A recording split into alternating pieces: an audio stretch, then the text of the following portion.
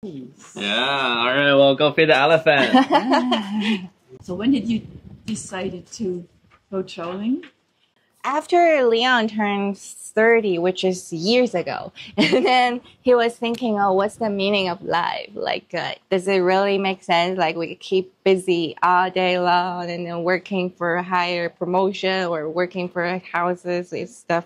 And then we started thinking, like, oh, what's the other option or opportunities? And then we read some books about like very inspiring, like the way of living a life. Oh, maybe there are two like accounting books of your life. One is the tangible assets, like the money, house, or car, or anything.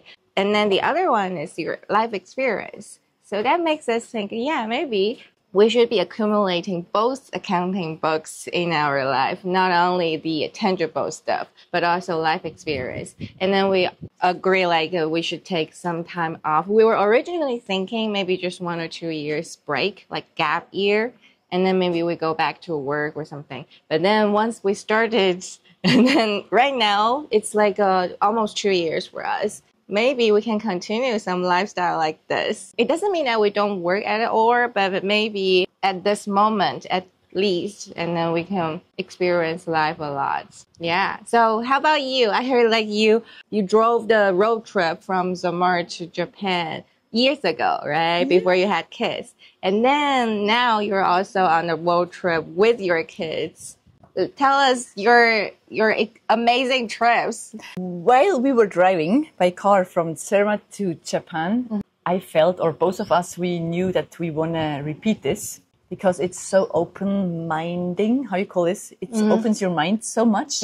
When you're so close to the local people, for me, it's the best life to understand our world, and especially in terms of having kids, I don't want to only learn out of school books.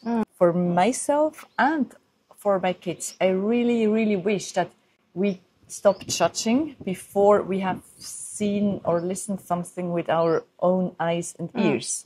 Because I believe that lots of conflicts are made by human beings just with telling each other a lie about somebody else. For example, there's a very good example. While we were driving to Russia, everyone around me tried to pull me back. Like they told me, don't go to Russia. They will either kill you or they will rob you or any... And we were driving through Ukraine and I was super scared of this border to go to Russia because I believe the people around me. Okay. I thought, yeah, maybe that's true. Maybe Russia is as dangerous as everyone says. And then a day before we crossed the border to Russia, we met a Russian gang, like 10 people on a motorbike, and they just crossed the border and they were like entering Ukraine. And then they met us and they were saying, wow, you did it through Ukraine. Everyone in Russia tells us, don't drive through Ukraine. They will kill you. They will. The same story, right? Exactly the same story. This was my first time in life I realized, okay, it's all about fear. It's easy to bring people in fear of their neighbors because then you can control them. And I just don't want this. Yeah. As more people from the world I met, the more I trust that our world is beautiful. But the media are telling us exactly the opposite. I totally agree. Like news always exaggerates the darkness, right? Because they want to tell people this is the world is, and then you're excited about the news, about watching the news, but they're not telling the truth. They just want to tell something that maybe work for the government, the politics, or any other purpose, and that's just not the truth. What I really worry about that is that people believe without seeing it in person. Or without, I mean, not everyone has the opportunity as we have to travel that much. Yeah. But I would at least hope that these people are questioning, but they're not. They're just, it's like black and white. It was this totally same with China, for example. I used to be a trekking guide in the Himalayas in Tibet. Wow. And my parents before my time, they were working for Tibetan refugee in Dharamshala. They raised a hospital as doctors. So when I grew up, I had lots of Buddhist things at home, and I really wanted to see this. But there was also like, they're the bad Chinese and the good Tibetan. And of course, when I first went to Tibet, it was still in my mind because I got raised like this, or not only due to my parents. It's just that's planted in your mind. It's planted due to the society. Yes, it's bad and right. There's nothing in between. And then the whole month, my first time in Tibet, I felt like I did not really want to have connection to the Chinese, which is weird now, totally weird. But that was me like 25 years ago. It was like this, but it's dangerous. But many people are like this. They are like saying stop to something they don't know. It's just because they are in fear or they heard a story about something which they are believing. Yeah. Then after this trip to Tibet, I went to Kunming and Yunnan, Shangri-La, Chengdu, and I realized, wow, there's China. That's amazing. I love it. And it really opened my heart so much that I started to understand that there was a part in history which was not okay, maybe. It depends on which side you see it. There are always two sides of the medal. Yes, but exactly. It's not the people. The Chinese people I meet every day, they're just gorgeous. They are so welcoming me.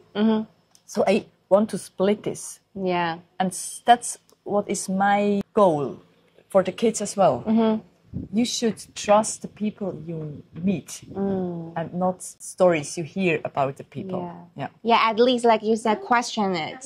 I think it's the same little thing in each community. There are so many bad stories being told about each other. For example, in Switzerland, or let's say in California.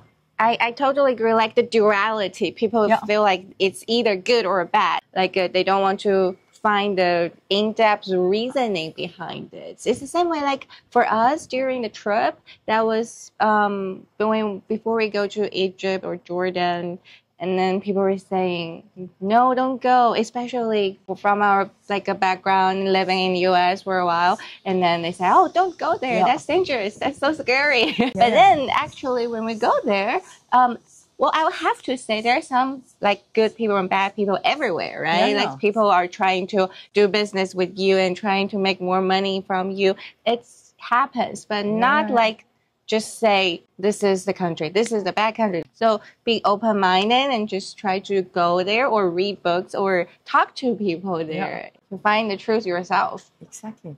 In any community, or I hope it will change, because there's so mean things going on. For example, with the friends around Ronja, in her class, they're like mobbing one of the girls out. But that's what's happening. It's the same effect. Like 3 people believe what one people is saying about one specific person instead of questioning it. They just believe the leaders. And that's so dangerous. Yes. And as more open-minded you are, that it's okay to think different, it's okay to live different.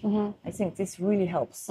Yeah, totally agree. Like, I was surprised to find that you were a trekking guide in Tibet. You have a lot of life experience. You were like a guide, and then you and your husband drove all the way from Samur to Japan. And then now you're having like 500-day world trip. You're sailing in the South Pacific. And then like what other life experience you have had? One thing, what I could say is I always fulfilled my dreams. When I had something in my mind, I just followed this dream.